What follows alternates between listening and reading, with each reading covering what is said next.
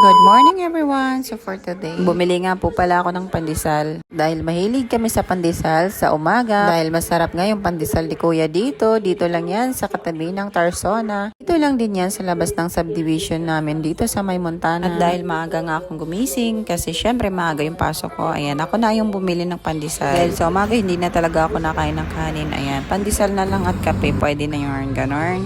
Yung pandesal pala na binibili namin guys, sobrang lambot niya. Hindi katulad dun sa ibang pandesal na matigas na pero hindi naman masarap. Pero itong pandesal ni Kuya guys, napakasarap. May lasa talaga. At syempre dahil gising na nga kami, hindi po pwedeng hindi rin siya magising. Kasi kami lahat gising na, ganon. Alam niyo guys, sobrang aga talaga nila magsigising. Akala mo naman talaga may mga trabaho tong mga to. Nakikisabay din sa gising ng mga matatanda. Pero ito namang si Bunso, 10 AM, nakakatulog na siya ng maaga. Kasi nga, puyat siya, ganon. Ayan, si Inday naman talaga hindi po pwedeng walang kilay. At syempre, hindi naman talaga mawawala yun. Nakadikit na yan sa buhay ko, ganon. Syempre, hindi ako pinagpala sa kilay, bawi-bawi na lang sa drawing. Feeling maganda mo, ganon yun. Ayan, at dahil sobrang ulan, syempre, para hindi magkasakit si Inday, kailangan natin magtayo. Ganon. At dahil maaga nga akong umalis sa bahay, ayan, sobrang early ko naman dito sa exhibit. Ako yung pinakauna. Ganon.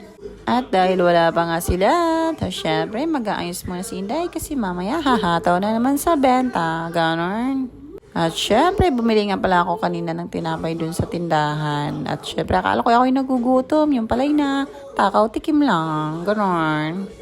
Syempre, reserve ba? Para mamaya. Ganon. Ayan. So, syempre, wala pa nga sila. Ayos-ayusin mo na si Inday. Waiting. Ganon. Siyempre, kasi nga, mahaba yung biyahe ko. Yung mahaba. Kala mo naman talaga, napakalayo ng binayahe ko. Sobrang lapit lang naman. Ayan. Nag-fade na yung aking lipstick. Pero syempre, retouch. Ganon. Diba? Dito nga po pala kami sa Mercado di Calamba, ang aming exhibit. Dito lang yan sa dating tapat ng Jollibee. Pero ngayon hindi na siya Jollibee kasi naka-renovate na. Ewan ko ba kung ano ipapalit doon. Siyempre, kunwaring masipag. Ayan. Stapler na naman si Inday ng flyers. Kasi siyempre, papamigay na naman yan sa mga client. Pero hindi naman bumabalik. So, sakayang lang yung flyers ko. Nauubos na. Hindi pa kami nakakalipat. Ganon. Siyempre, eme lang yun. Thank you for watching. Bye!